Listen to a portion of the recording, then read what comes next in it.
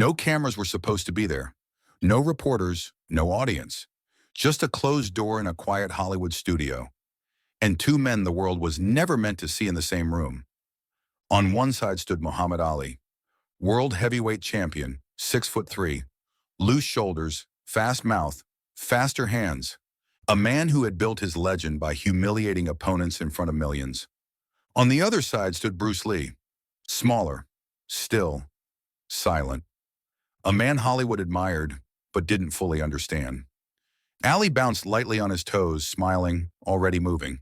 "So you're the kung fu guy everyone's scared of," he said. His voice carried confidence, not hostility. Bruce Lee didn't answer right away. He watched Ali's footwork, his breathing, the rhythm in his shoulders. "Speed is impressive," Bruce said calmly, "but timing decides everything." Ali laughed, a loud, effortless laugh. "Man, if I touch you, you won't even know when it happened." Someone in the room, no one remembers who, murmured, "Just move, no full power." That was enough. Ali struck first. A lightning-fast jab shot forward, sharp and clean, the same punch that had dismantled champions under bright arena lights. Bruce Lee was already gone, not stepping back, not retreating. He stepped inside the punch. Ali felt fingers brush his chest. Not a strike, just a touch. Bruce pulled his hand back. Ali blinked. "That's one," Bruce said quietly. Ali's smile tightened. "Again." This time Ali came faster. Jab, cross, smooth, fluid, unpredictable. Bruce shifted his angle by inches. A quick stop kick tapped Ali's thigh. A palm hovered near his jaw, close enough to feel the air move. Ali halted mid-motion. For the first time in years, Muhammad Ali stopped moving. The room went silent.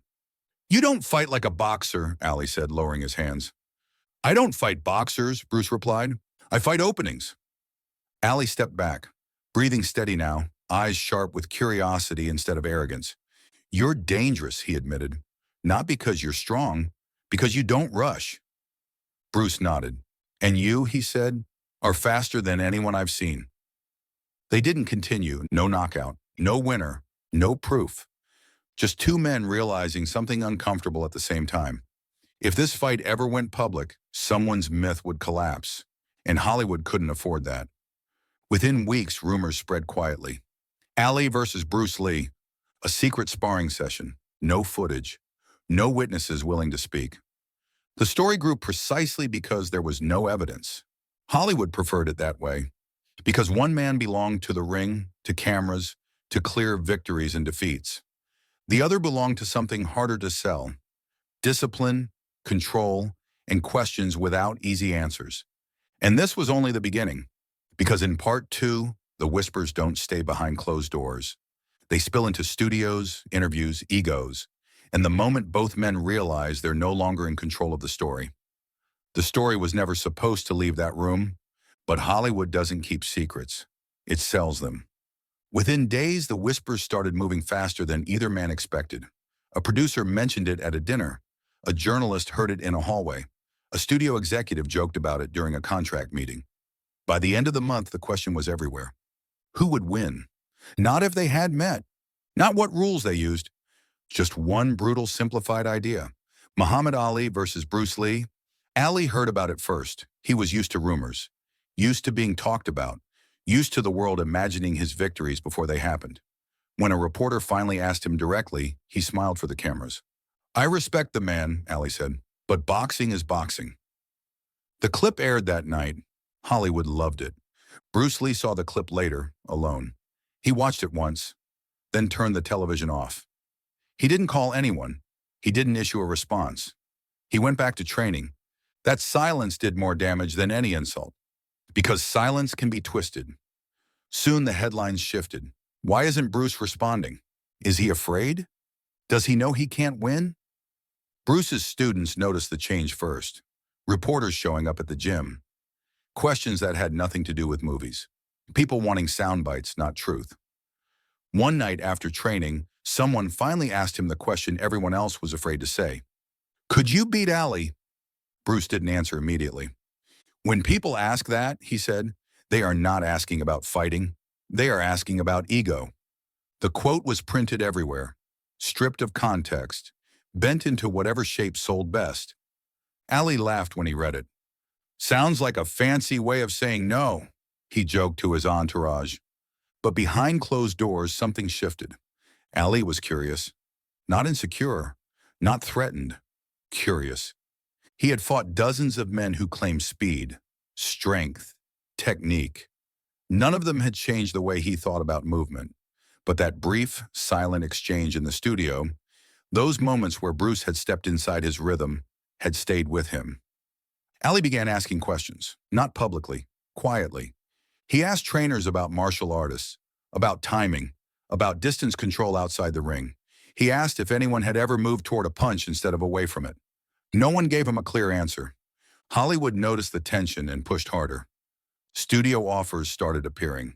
Ridiculous ones. A special exhibition, a choreographed bout, a promotional appearance where both men would demonstrate their styles. Ali's team saw money, big money. Bruce's camp saw a trap. A stage fight would cheapen everything Bruce stood for. A real fight would end in chaos. Rules broken, lawsuits filed, careers damaged. The pressure mounted. Ali was invited onto another show. This time, the host leaned in. So if Bruce Lee wanted to prove it, would you step in the ring? Ali paused. The audience leaned forward. If he wants to dance, Ali said slowly, I'll show him how champions move. Applause exploded. Bruce Lee never watched the episode. That same night, he was alone in the studio gym, striking the heavy bag. Not hard, precisely. Each movement controlled, deliberate.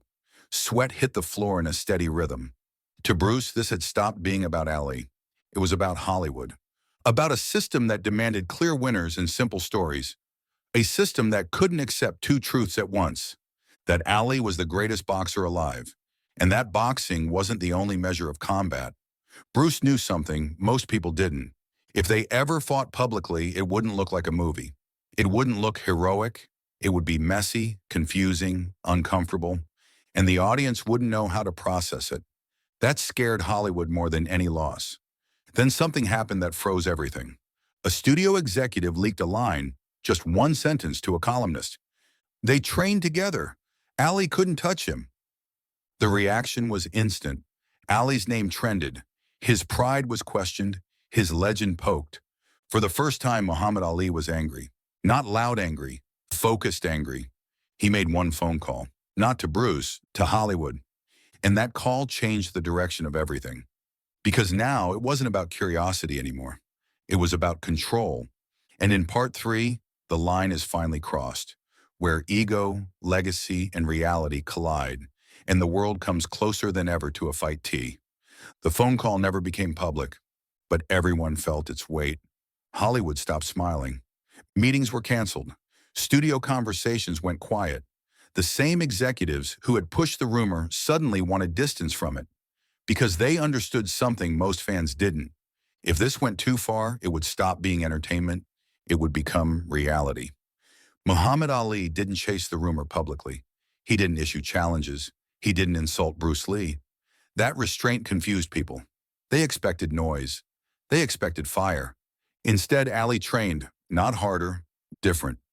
He watched film, slowed it down, studied foot placement, angles, moments where fighters hesitated. He asked his trainers to spar without gloves for short bursts, not to hit, but to feel distance. Something was bothering him. Not fear, uncertainty. Because in boxing, uncertainty is dangerous. Bruce Lee felt it too.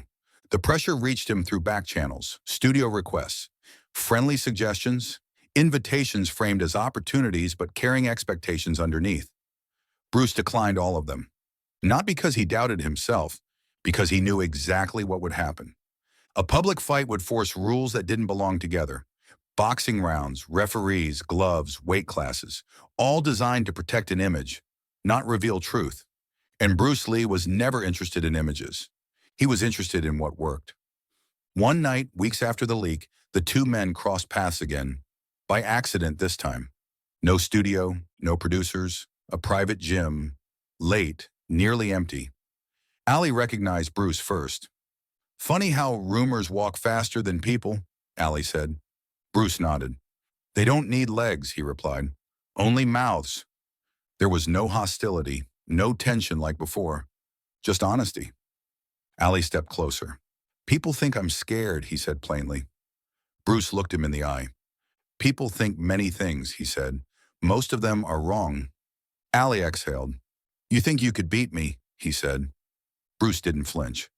I think, he answered carefully, that the question itself is wrong. Ali studied him. In the ring, Ali said, I control distance. Bruce nodded. Outside the ring, he replied, distance disappears. They stood there, the truth hanging between them. Ali smiled slowly. That's why they want to see it, he said, because nobody knows what it would look like. Bruce smiled back. And that, he said, is why it should never happen.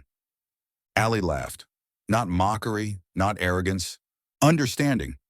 They never touched gloves, never bowed, never agreed to anything. And yet, both men walked away knowing something rare had happened. They had met someone who didn't need to win. Hollywood tried one last time. A proposal so carefully worded it almost sounded respectful. A non-contact exhibition, choreographed movement, controlled angles, no real exchange. Ali declined. Bruce didn't respond. The rumor slowly starved. Then history intervened. Bruce Lee was gone far too soon. And with him, the unanswered question froze forever. Ali watched the news in silence. Later, when asked about Bruce Lee, he didn't joke. He was a real fighter, Ali said quietly. Not because of punches, because of how he thought. That line never made headlines. It didn't sell, but it mattered. Because years later, fighters would train differently. Boxers would study movement beyond the ring. Martial artists would study timing instead of form. And the invisible line between styles would blur. Not because of a fight that happened, but because of one that never should have. Hollywood wanted a winner. History got something better. Two legends who refused to let ego decide truth. And somewhere between rumor and silence, the greatest fight of all time lived on, untouched, undefeated, and forever unresolved. Years passed, but the question never aged. Fans argued in gyms, on radio shows, in barbershops, in late-night conversations fueled by imagination. Everyone had a version, everyone had a certainty, and none of them could prove it. Ali kept fighting, winning, losing, winning again. Every movement slower than before, but smarter, more economical. He began speaking less about dominance and more about timing, patience, and awareness. People noticed the change. They didn't know where it came from.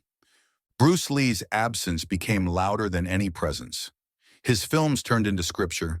His philosophy traveled further than his body ever had. Fighters who had never watched boxing began studying footwork. Boxers who had never bowed before anyone began talking about flow. Two worlds quietly overlapped. Ali would sometimes shadowbox in silence now. No rhymes, no audience, just movement. A step inside an invisible punch. A pause where instinct once ruled. Those moments never made television, but they mattered. Once, years later, when Ali was older and the world spoke about him in the past tense, a young fighter asked him a question during a small interview. Who was the hardest man you ever faced? Ali didn't answer immediately. Hardest? He repeated. He smiled faintly. There was a man, he said. I never fought. The interviewer waited. And that, Ali continued, is why I still think about him. The clip didn't go viral. It wasn't dramatic enough. It didn't fit into a highlight reel. But for those who understood, it said everything. Bruce Lee never needed a ring. Ali never needed to prove his courage. They existed on opposite sides of the same truth. That fighting is not about who falls, but about who understands when not to strike. Hollywood wanted a spectacle. History delivered restraint. And in the space where ego was supposed to collide, discipline stood instead. No bell ever rang. No referee ever stepped in. Yet somehow the fight echoed louder than any knockout. Because the greatest battles aren't remembered for their violence. They're remembered for the wisdom it takes to walk away. And that is why, decades later, the question still survives. Not because we want an answer, but because some legends are more powerful unresolved.